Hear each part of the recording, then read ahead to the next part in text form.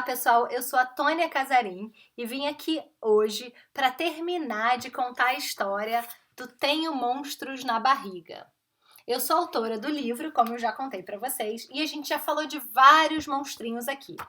Falamos do monstrinho da alegria, da tristeza, do medo, da coragem e da curiosidade e o da raiva. Então já falamos de vários monstrinhos que vivem na barriga do Marcelo, que é o personagem principal. Vamos continuar a contação de história? Ao final de cada bimestre, quando o Marcelo recebia o boletim e tirava uma boa nota na escola, ele ia correndo mostrar para os seus pais. Sabia o quanto tinha se esforçado para tirar aquela nota. E percebia que tinha um monstrinho do orgulho na sua barriga. O monstrinho do orgulho também surgia quando ele terminava o quebra-cabeça de mais de 1000 peças que estava montando havia um tempão.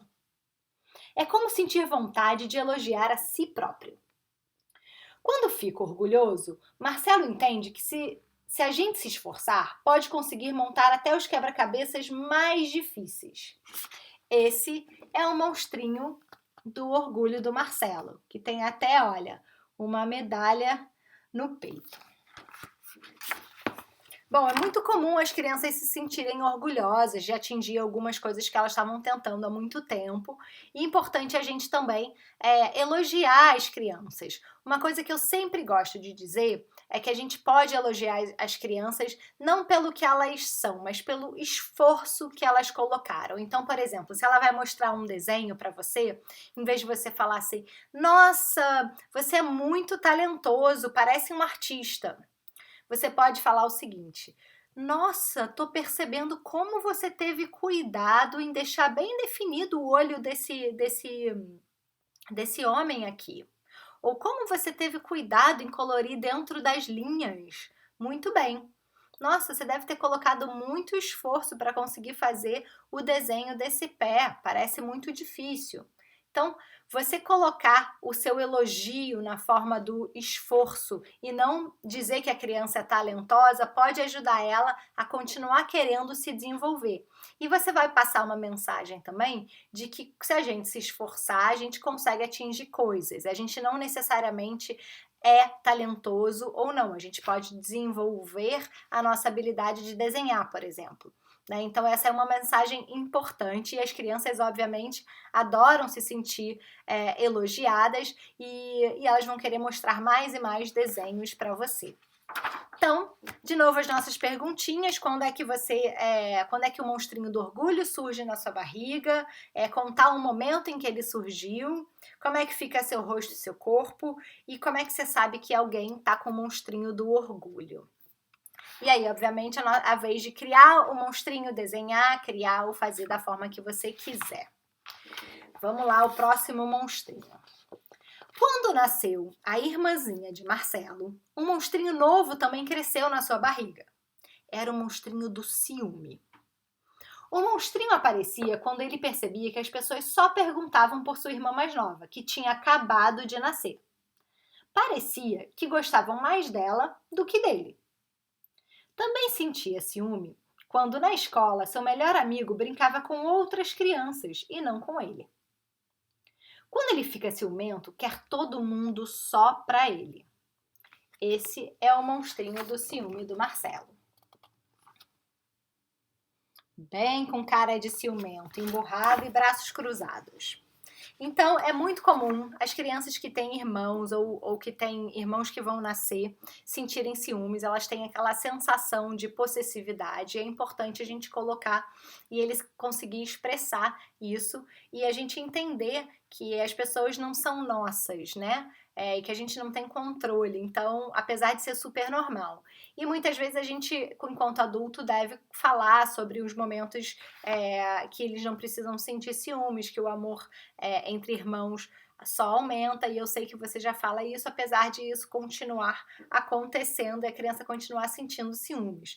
Só falando sobre isso também já é uma forma de regular as emoções e a criança perceber que tudo bem sentir ciúmes, né? Mas isso não significa que você tem que tratar o irmãozinho ou a irmãzinha de uma mal, ou empurrar, ou não entregar chupeta, ou implicar, né? Que que isso não cria uma relação saudável. Apesar de, obviamente, dependendo da idade da criança, ela não vai entender isso, mas que tudo bem ela sentir ciúmes, faz parte ela sentir ciúmes.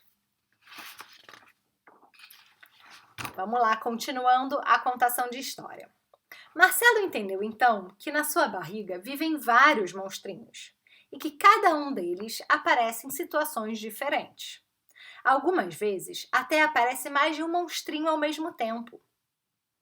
Assim como Marcelo, que descobriu muitos monstrinhos vivendo na barriga dele, aposto que você também tem os seus.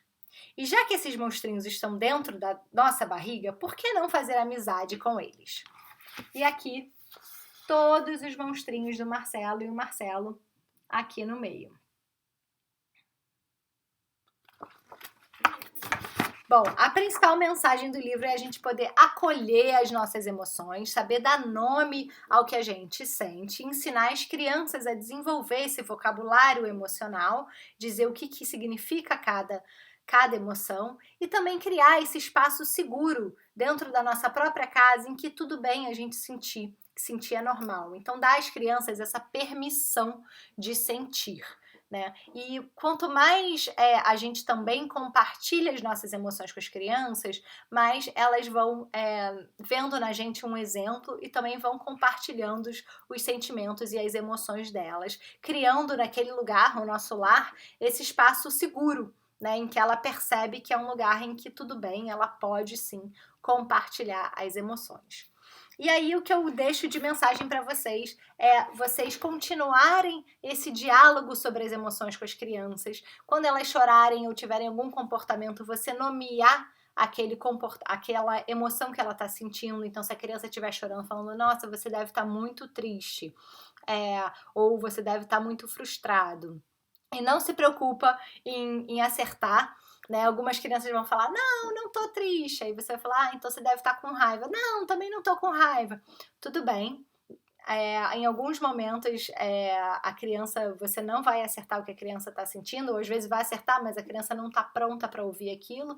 Mas se você começar a fazer isso, a dar nome às emoções, a criança já vai desenvolver esse vocabulário, né, emocional, que vai ajudar ela no futuro a expressar suas emoções, a regular as suas emoções, que é tão importante para desenvolver o que a gente chama de inteligência emocional.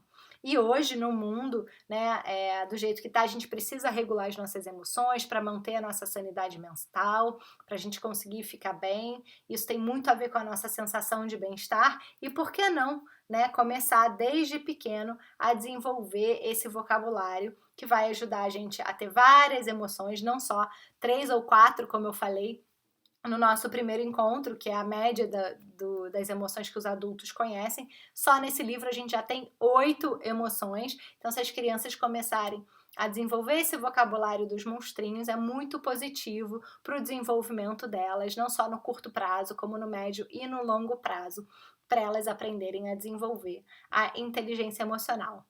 Muito obrigada, adorei compartilhar aqui com vocês. O livro Tenho Monstros na Barriga. Eu sou a Tônia Casarim, então se vocês quiserem, vocês podem me seguir no Instagram, é só colocar Tônia Casarim, ou então o Instagram do Tenho Monstros na Barriga, @Tenho Monstros na Barriga. Muito obrigada, foi um prazer compartilhar aqui com vocês. Fiquem firmes nesse momento, eu sei que não é fácil, mas a gente está junto lidando com os nossos monstrinhos. Um beijo, obrigada!